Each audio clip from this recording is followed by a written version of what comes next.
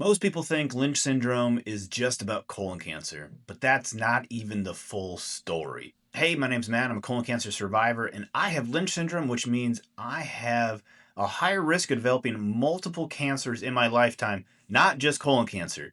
And today I'm talking about the seventh, eighth, and ninth highest risk cancers that I can get. So let's talk about it. All right, so this series has kind of turned into what I feel like is baseball almost. We're talking now in the seventh, eighth, and ninth position of cancer risk in my lifetime. And coming in at number 7 is going to be brain cancer. So my risk is upwards of 7.7% to develop this compared to the general population, which is just slightly under a 1% chance of developing it in your lifetime. So now, while brain cancer is considered rarer, I guess, within this Lynch syndrome compared to, say, colon cancer, which is above that 50% mark of lifetime risk, it's still significantly elevated compared to the general population. And the part that is frustrating for me is that there really isn't a routine to screen for it. I go into the doctor on an annual basis, and it's basically a neurological exam. So, kind of looking at me, seeing if I have any vision changes, do I have any weakness, am I having persistent headaches, things like that. I already go in for an MRI and a CT scan every single year. Why can't one of those just be done for the brain? And so with this brain cancer, it's just one of those things that just kind of sits in the background, I feel like. I have to monitor myself just to make sure if there is anything wrong. But we have the technology to do it. I'm already sitting in an MRI machine for 45 minutes or an hour getting a scan done on my chest. Why can't I just be in there for another 30 to 45 minutes and get a brain MRI at the same time? It's frustrating to me from that perspective that I'm already in the machine that can do it. Let's just look at it to make sure there's nothing popping up. All right.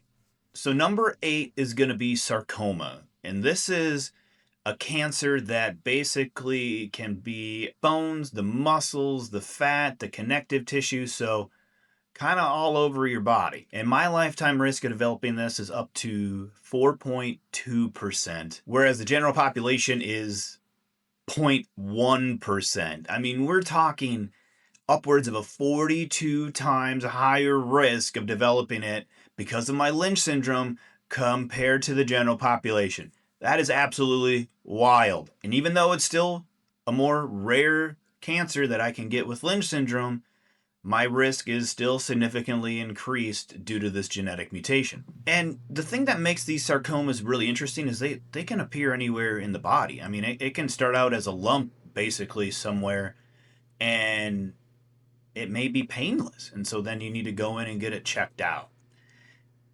And so awareness is pretty critical on this one as well. So rounding out the top 9 cancers that I can get with Lynch syndrome, number 9 is biliary tract cancer.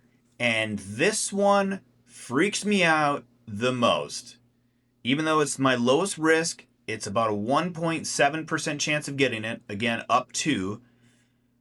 It's cancer of the bile ducts. And the reason that this one freaks me out so much isn't the fact that I don't get tested for it. I went in this past year, had to drink a little bit of a solution, and when I was in the MRI machine, they looked at those bile ducts. So I did get tested for it just this past year, which is great compared to the other two that I just mentioned, brain cancer and sarcoma. It's kind of, hey, you're on your own, kid. But it's basically, it carries bile from the liver to the digestive system. And the surgery for it can be very invasive. I mean, it's talking, you're taking out the bile ducts, you're taking out possibly part of the liver, the small intestine, the stomach, the pancreas.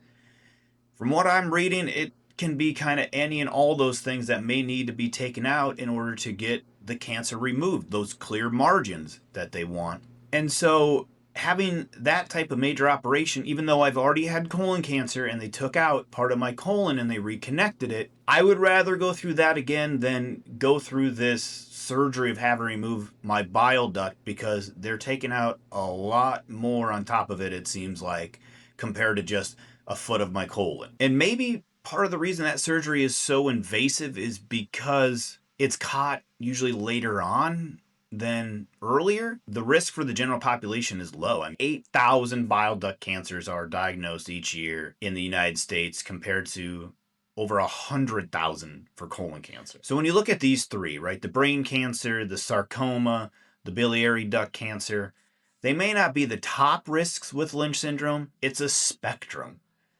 Basically, anywhere on this chart from 1 to 9, I can get this cancer. I've already had one. I've had colon cancer already, and that was the top one that I can get. So Lynch syndrome is more than just an increased risk of colon cancer.